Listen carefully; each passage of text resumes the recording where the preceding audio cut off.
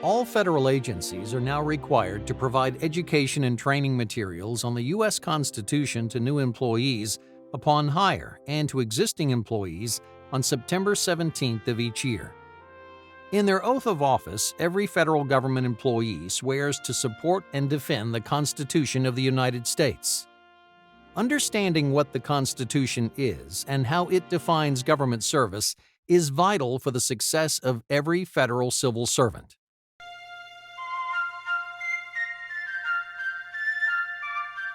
America's first governing document, the Articles of Confederation, deliberately designed a weak federal government. The states acted essentially as individual countries. However, after several years, it became evident that the country needed a strong federal government to conduct foreign policy and pass and enforce laws. In 1787, a constitutional convention was formed with delegates invited from all 13 states with the intention of strengthening the Articles of Confederation. However, in the end, an entirely new document was written. Although negotiations were at times contentious, the final document was signed by the delegates, also known as the Framers, and ratified by 9 of the states in 1788. Shortly thereafter, the first 10 amendments to the Constitution, known as the Bill of Rights, were ratified as well.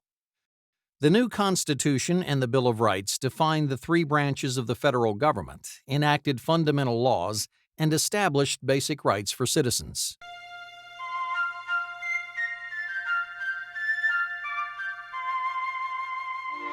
The Constitution is divided into 7 articles.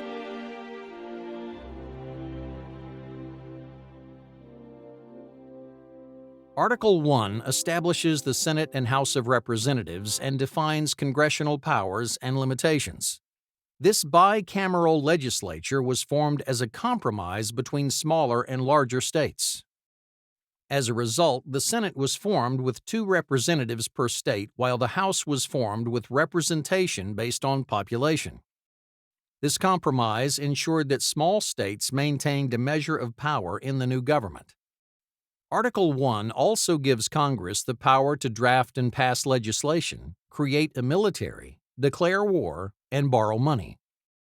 Congress is also given the power to check and balance the executive and judicial branches.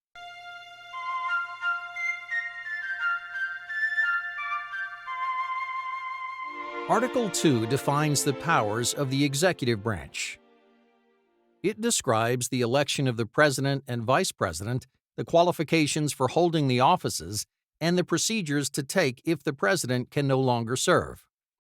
It gives the president the power to serve as commander-in-chief of the Army and Navy and the power to make treaties with other countries. In the article, the president also gets the power to appoint, with the advice and consent of the Senate, ambassadors, officials, and Supreme Court justices.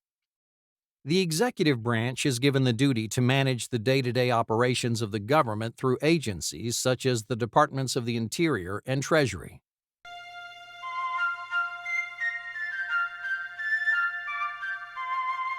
Article 3 establishes the federal court system.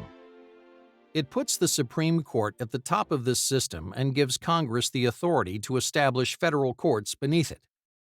The article lists the type of cases that the courts have jurisdiction over, gives judges lifetime appointments, and gives citizens the right to have trial by jury. Lastly, the article implies that the courts have the right to declare a law unconstitutional.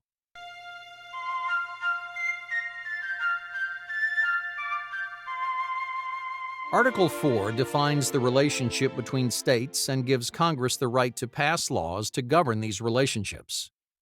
It requires that the legislative and judicial actions of one state be honored by all the other states and gives a citizen of any individual state the same rights and privileges as citizens of every other state. Specifically, the article requires citizens who are accused or convicted of a crime in one state and found in another to be returned to the state where the crime occurred. Additionally, the article provides the ability to add new states to the Union, guarantees each state a Republican form of government, and protects individual states against invasion or domestic violence.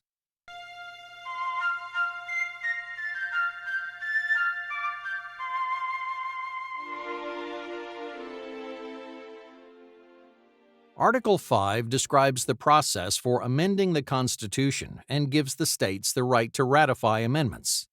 Additionally, it gives both states and Congress the authority to start the amendment process.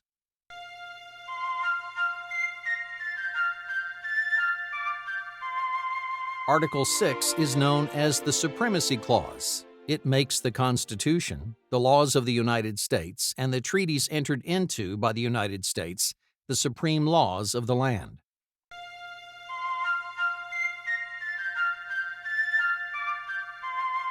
Article 7 requires that the Constitution be ratified by the conventions of 9 of the states.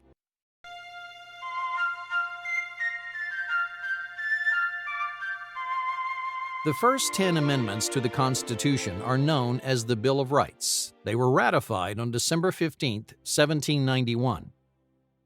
The First Amendment makes it illegal for Congress to establish a state religion and makes it illegal to prohibit the free exercise of religion. Additionally, the amendment gives citizens the freedom of speech, the right to peaceably assemble, and the right to petition the government for a redress of grievances. The Second Amendment establishes the right to keep and bear arms. The Third Amendment makes it illegal for the government to house soldiers in private homes in a time of peace. The Fourth Amendment makes unreasonable searches and seizures illegal and makes warrants illegal unless there is probable cause. The amendment also ensures that warrants are specific and state the place, person, and things that may be searched. The Fifth Amendment provides protections for citizens accused of crimes. The amendment requires that charges for murder or other serious crimes be started by a grand jury, prohibits persons from being tried twice for the same offense, gives people the right against self-incrimination, and protects persons from being imprisoned without due process of law. Additionally, the amendment does not allow property to be taken from a person without just compensation. The Sixth Amendment provides additional protections for citizens accused of crimes. The amendment gives persons accused of a crime the right to a speedy and public trial, trial by an impartial jury, and to be informed of criminal charges. Additionally, it gives an accused person the right to face witnesses, the right to their own witnesses, and the right to be represented by an attorney. The Seventh Amendment extends the right to a jury trial to federal civil cases. The Eighth Amendment prohibits cruel and unusual punishment and bars excessive bail in criminal cases. The Ninth Amendment states that listing specific rights in the Constitution does not mean that persons do not have other rights not specifically listed. The Tenth Amendment states that the federal government's powers are limited to those specifically declared in the Constitution. All other powers are left to the states or the people.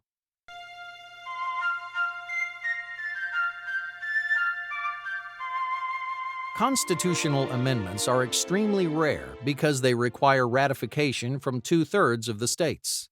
Since the Bill of Rights, only 17 have been ratified.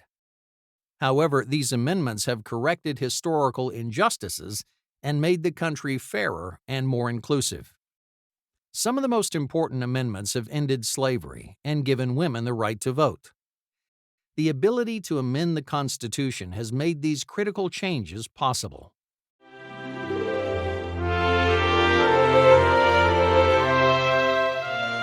Every government employee swears an oath to the Constitution. Understanding the Constitution is not only essential to upholding this oath, but now is mandated by law. Most importantly, a clear understanding of the Constitution will allow government workers to better serve citizens in their daily work.